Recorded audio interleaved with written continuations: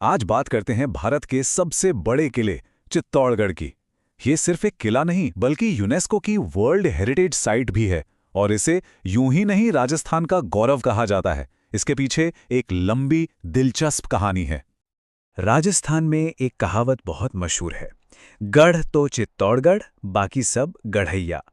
और ये कहावत मतलब यूं समझ लीजिए एक ही लाइन में इस किले की पूरी शान बयां कर देती है। इसका सीधा सा मतलब है कि अगर कोई किला है तो वो है चित्तौड़गढ़, बाकी सब तो बस छोटी मोटी किलेबंदियां हैं। तो इस कहानी में हम कहां-कहां से गुजरेंगे। सबसे पहले देखेंगे कि इसे किलों का सिरमौर क्यों कहते हैं। फिर इसकी जड़ों में जाएंगे, जहां कथाएं और इतिहास आपस में मिले हुए हैं। इसके बाद बात होगी उन 3 ऐतिहासिक जौहरों की। फिर हम चलेंगे इसके 7 दरवाजों से होते हुए और आखिर में समझेंगे कि इसकी विरासत आज भी इतनी अमर क्यों है। तो चलिए शुरू करते हैं।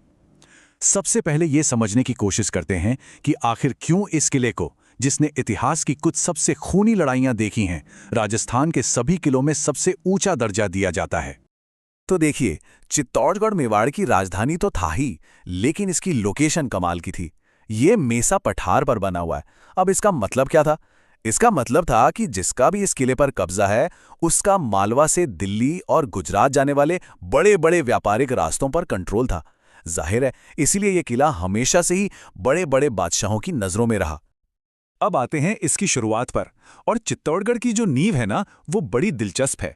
इसमें पौराणिक कथाएं भी हैं और पक्का इतिहास भी। यहां पर कहानी के 2 पहलू सामने आते हैं। एक है पौराणिक कथा, जो कहती है कि महाभारत के पांडव राजकुमार भीम ने इसे एक ही रात में बना दिया था।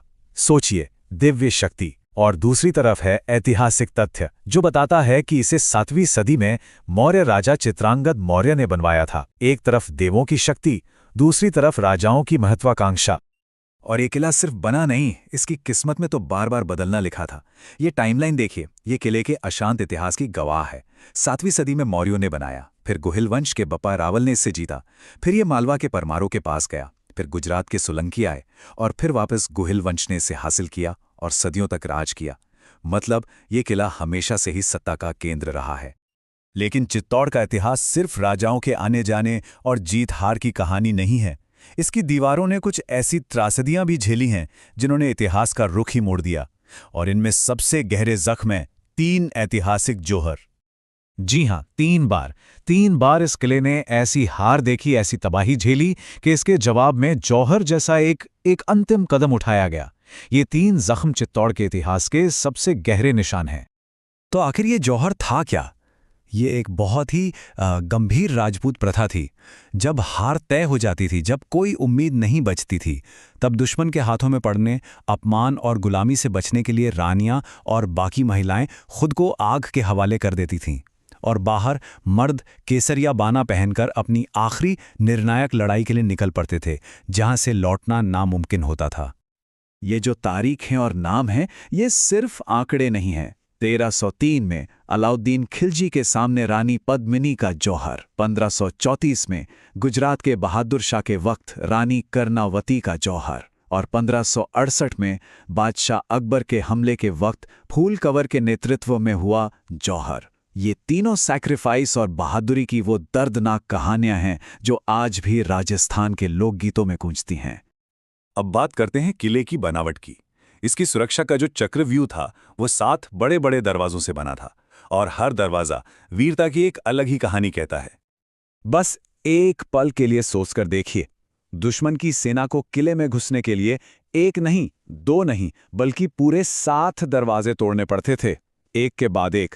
पाड़न पोल से शुरू होकर भैरव पोल, हनुमान पोल और आखिर में राम पोल तक, हर दरवाजे पर एक नई जंग लड़नी पड़ती थी। और इन दरवाजों पर सिर्फ ताले नहीं थे, वहां कहानियां थीं। जैसे पहला दरवाजा पाड़न पोल, यहां प्रतापगढ़ के रावत बाघ सिंह का स्मारक बना है। 1534 की घेराबंदी में उन्होंने इसी दरवाजे की रक्षा करते हुए अपनी जान दी थी।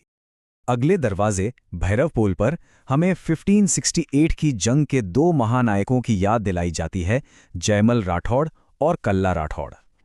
कहानी यह है कि जब अकबर की ही बंदूक से जयमल घायल हो गए तो उनके भतीजे कल्ला ने उन्हें अपने कंधों पर बैठा लिया और दोनों ने मिलकर लड़ना जारी रखा।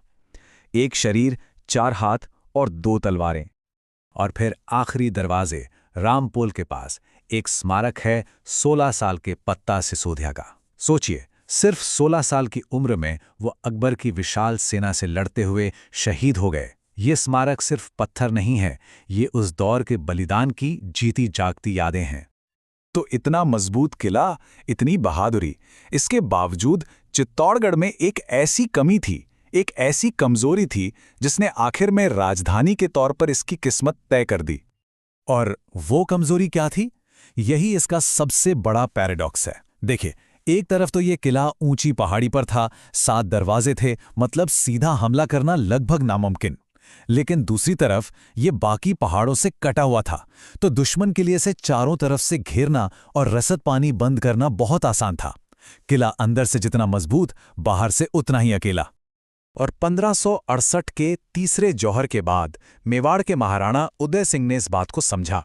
उन्होंने फैसला किया कि अब एक नई, ज्यादा सुरक्षित राजधानी की जरूरत है। और तब नींव रखी गई उदयपुर की, जो अरावली की पहाड़ियों के बीच सुरक्षित बसा हुआ था।